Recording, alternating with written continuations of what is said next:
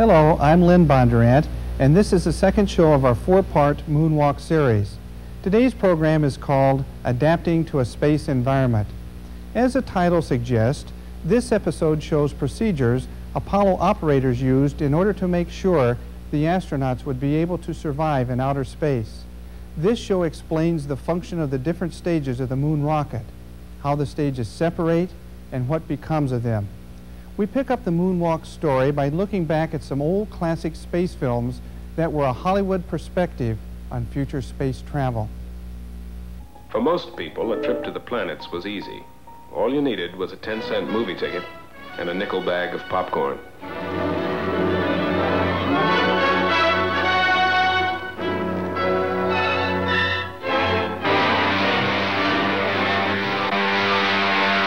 Retard your speed to 1/2. What was that? I don't know. Two of Killer Kane's ships coming up fast behind us.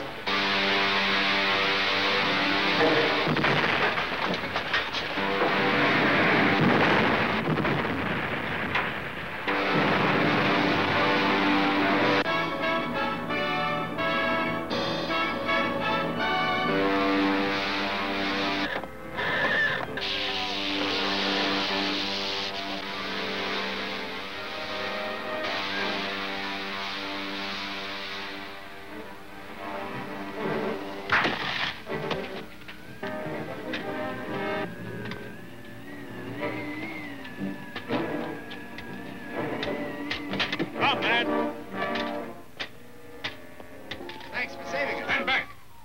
You're prisoner. Business? Silence. You're to be taken to... Uh-oh. Here they come. You better put in reverse, Doc. Hot flash!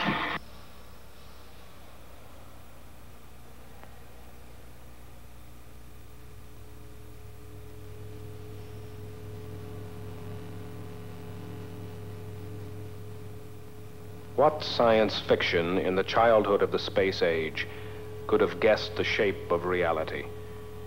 The Saturn V rocket. 3 stages, 28 stories tall, with 11 engines as powerful as all the waterfalls in North America combined. Years in the planning, months in the building and testing, the Saturn first stage lived but 2 minutes 41 seconds. Stages. And ignition. 11 Houston, thrust is go. All engines, you're looking good. Hi, Roger. You're loud and clear. 2 minutes 41 seconds, time to throw Apollo 40 miles up into the sky, and then an empty shell to fall back into the sea.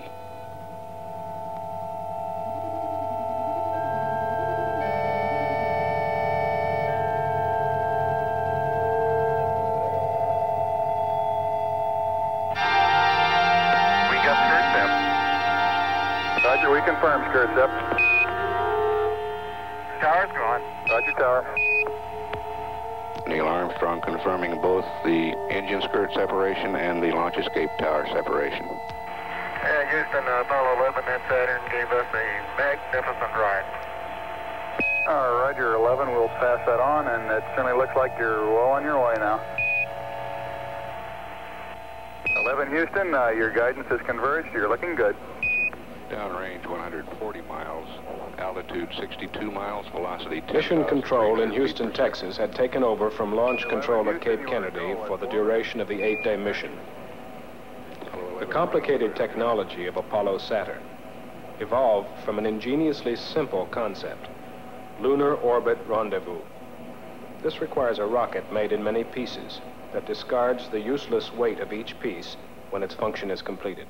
The flight began with a vertical lift through the heavy lower atmosphere and a tilt to the east. At 6,000 miles per hour, the empty first stage is discarded to save weight. So is an adapter ring and the unused escape tower. With the second stage firing, it reaches 15,000 miles per hour when it too is jettisoned. The third stage places Apollo in Earth orbit at 17,400 miles per hour. When the spacecraft has been thoroughly checked out by the crew, the third stage fires again, its speed now tearing it free from the grip of Earth's gravity. While coasting outward, the command service module separates and docks for access to the lunar module, and the empty third stage is left behind.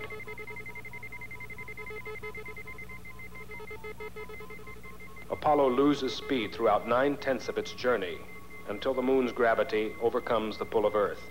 Apollo fires in reverse direction, slowing down enough to be captured in orbit about the moon.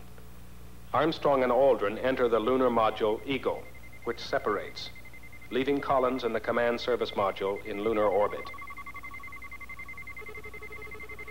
Eagle slows still more and brakes to a touchdown on the lunar surface.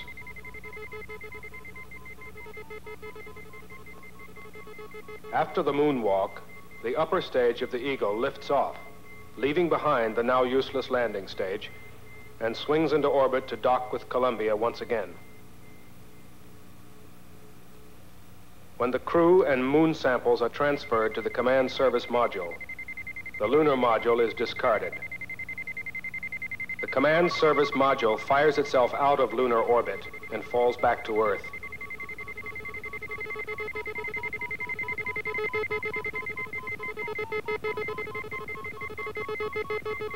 As it approaches the re-entry speed of nearly 25,000 miles per hour, the service module drops away.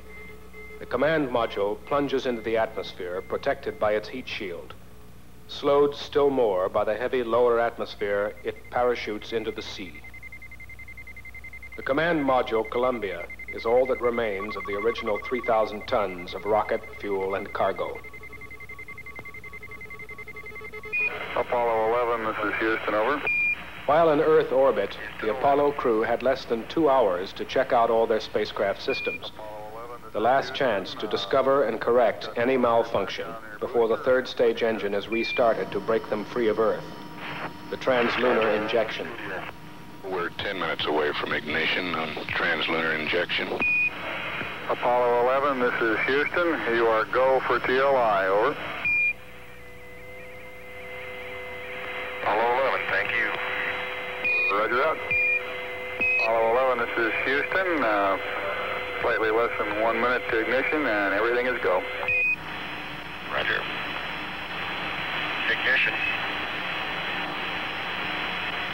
We confirm ignition, and the thrust is go.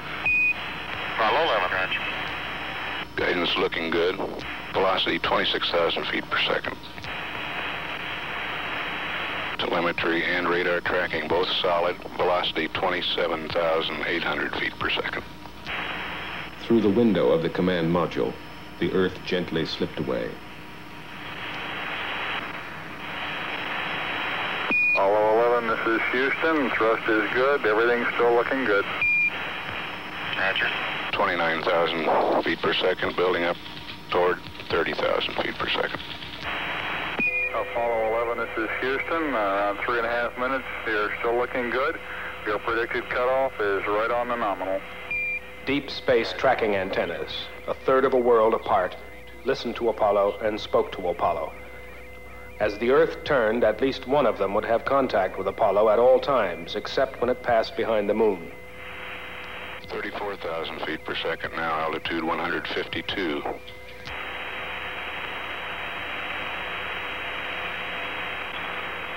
$35,000 feet per second. Cut off. We're showing velocity 35,570 feet per second, altitude 177 nautical miles. At 3 hours 11 minutes into the mission, distance from Earth 3,140 nautical miles. The S4B is reported in a stable attitude for this separation. Apollo 11, this is Houston. Your go for separation. Okay, Barrel B coming armed. My intent is to use bottle primary one as per the checklist, therefore I just turned day on. All right, Roger, we concur with the logic. We're awaiting confirmation of separation. Roger. We confirm the separation here on the ground.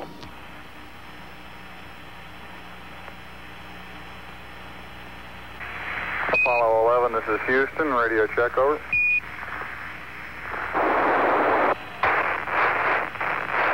The Goldstone station reports a very weak signal. We believe that Mike Collins is now maneuvering the spacecraft in the transposition and docking maneuver, and the antenna patterns aren't too good at the moment. So we have a weak signal strength. The command service module separated and turned around to dock with Eagle, the lunar module.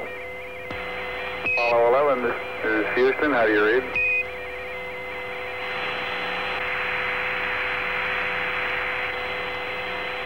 Apollo 11, this is Houston. Radio check, over.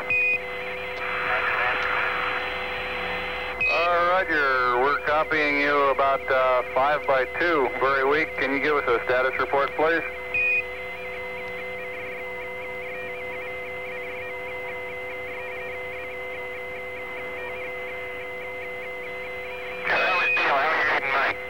Loud and clear now, Mike, and we understand that you are docked. That's affirmative. Hello, Apollo 11, Houston. We recommend you accept the 949. Continue through your sequence of sightings, and then we'll analyze the data afterwards, over. Okay. On board was a fourth brain, a small computer called Disky, which solved problems and helped with a long sequence of systems checks and data exchange with Earth. Houston, Apollo 11, star 40 has just disappeared now in the sextant. Could the trunnion angle 47 something be a little high? Stand by. Hello, Apollo 11, Houston. We'd like you to press on to star 44, over. Yeah, roger. How many marks? They found their way across the sea of space, navigating by the same stars that guided Columbus to shores unknown. 11, Houston, we copied 2 good marks, over. Okay. Okay, drug removal's coming next. 3 days falling to the moon, free of the gravity of Earth. No up or down, no day or night. A sense of stillness while traveling at the speed of a meteor. About how long it'll be before you start closing the limb back up, over.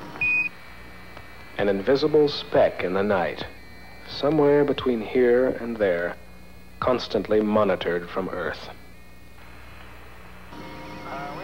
Within this tiny spacecraft, a temporary Earth environment, warmth, air, food, water, everything necessary to sustain life. Beyond these fragile walls, nothingness, absolute cold, an end to life.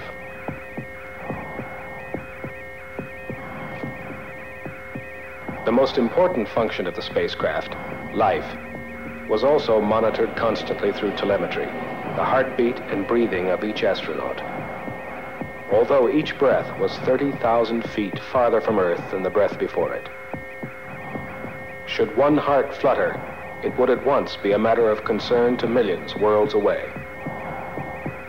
Unlike any other place man had traveled before, space could provide him with nothing. It is a vacuum, devoid of every element needed for life. To send man into this nothingness, to protect him, it was first necessary to define him. What is the human machine? How does it function? What is the nature of its nervous system? Its respiration? Its circulation? Digestion? Sight? Hearing? Balance? Its endurance?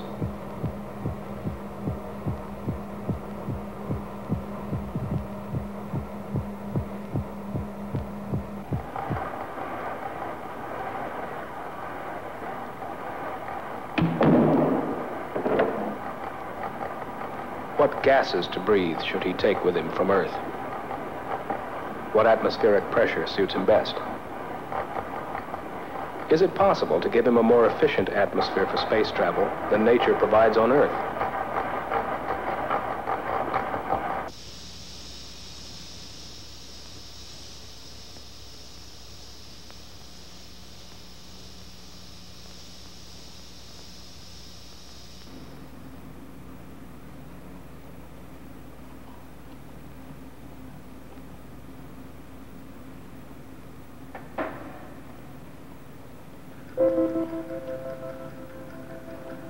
The moon is 250 degrees hot in sunlight and 240 degrees below zero in the middle of its night. How long can a man bake or freeze? What protection will he need from this inhuman environment?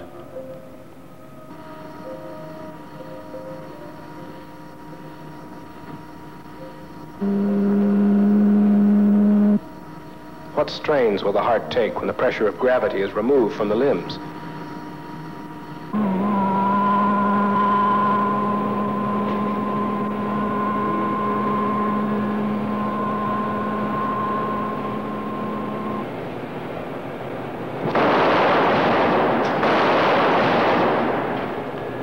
What protection will the body need from sudden deceleration or acceleration?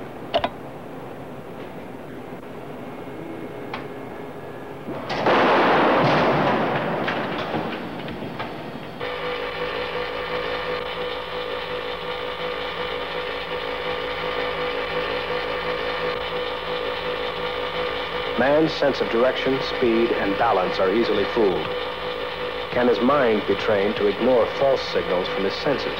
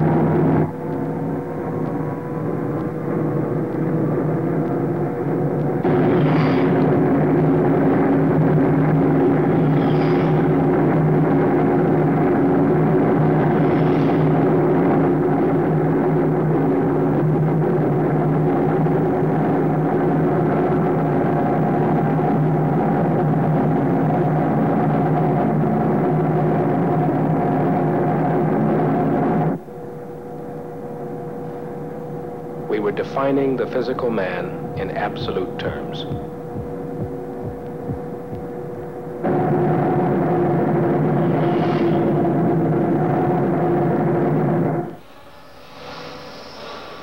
Once we knew man's limitations, we could build him an artificial environment for space travel.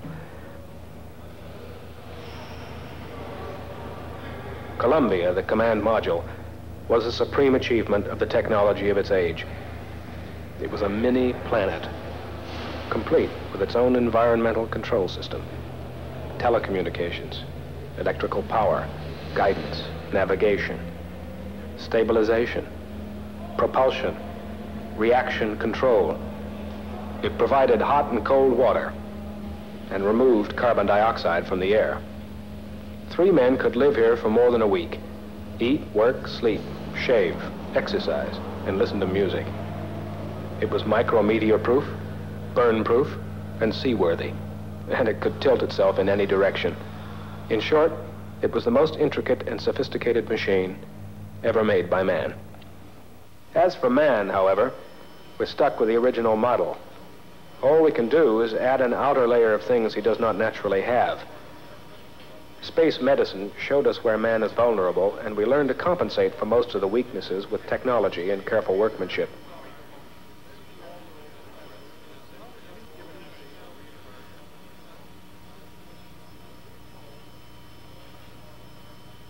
I made boxing gloves before I came here, and the fact is I was an experienced sewer, but I had to learn all over again because it was completely different from what I had sewed before. This was getting right down to a 64th of an inch, and where I had sewed before, you just sewed on a production line.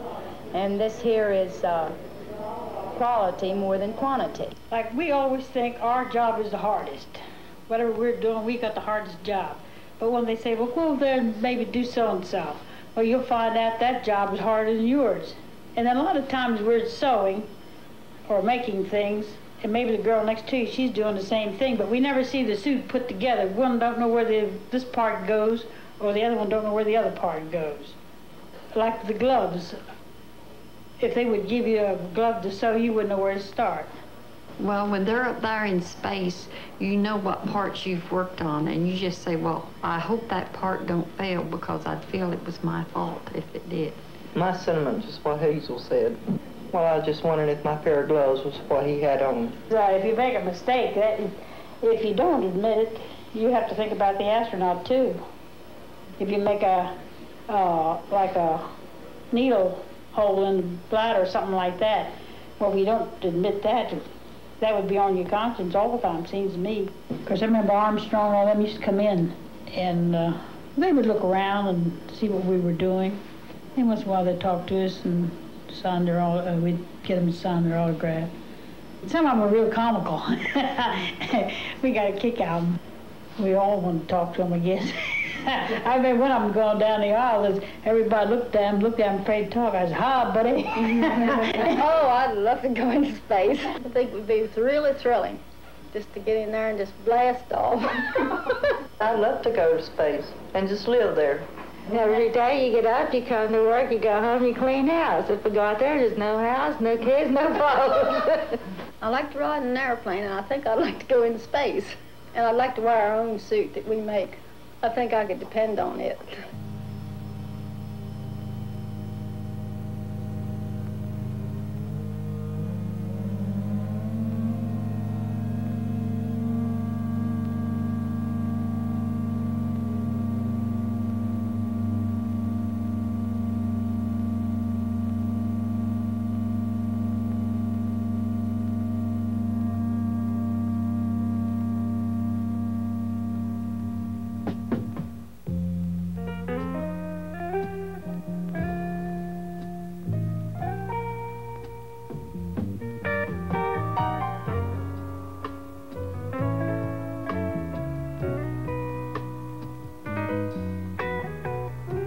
After body electrodes have been attached to monitor heartbeat and breathing, the first items of clothing are the water-cooled underwear and a urine collector.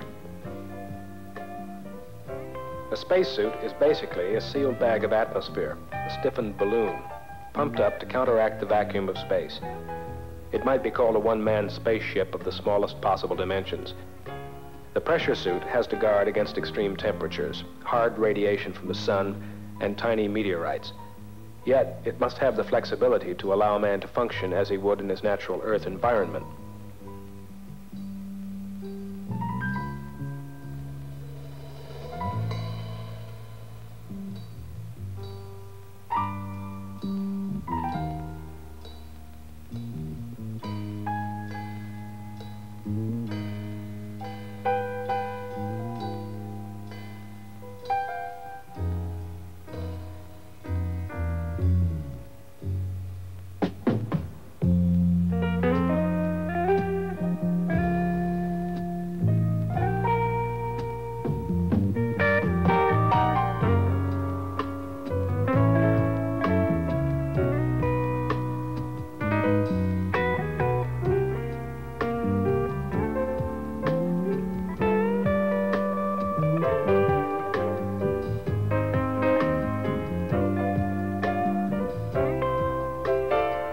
The backpack cleans and cools the suit's oxygen, cools and circulates water through the water-cooled underwear, and provides radio communication.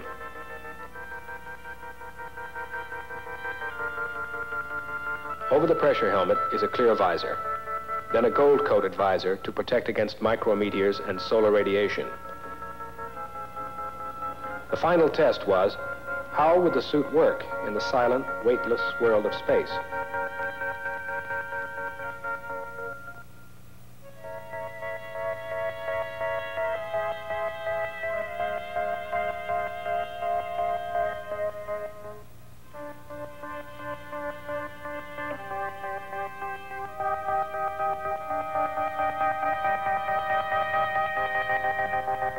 weightlessness on Earth can be experienced only underwater or in an airplane following a parabolic flight path.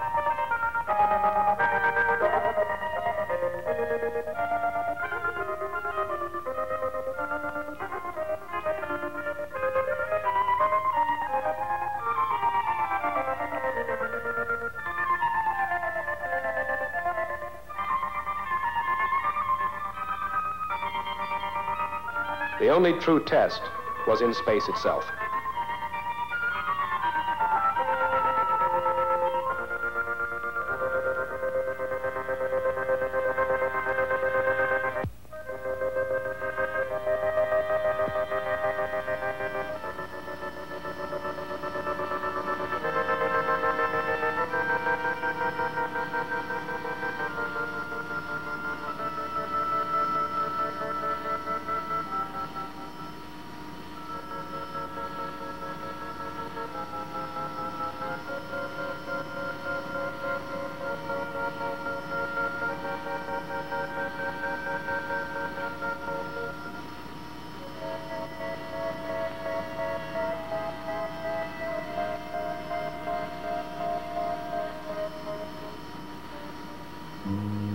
No up or down, no day or night.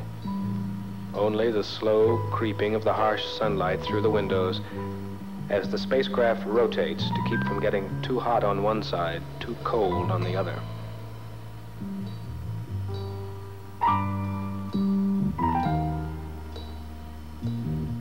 They carried with them the biological day of the Earthling. 3 meals, a snack or two, 8 hours of sleep. Time to work, time to relax, time to reflect. 3 days, falling upward to the moon. Now the stage is set for man to venture onto the moon. The many space simulations proved to be most effective. Now it is time to take the knowledge gained from these tests out into space. And this is exactly what happens in next week's program called One Small Step. I'm Lynn Bondurant.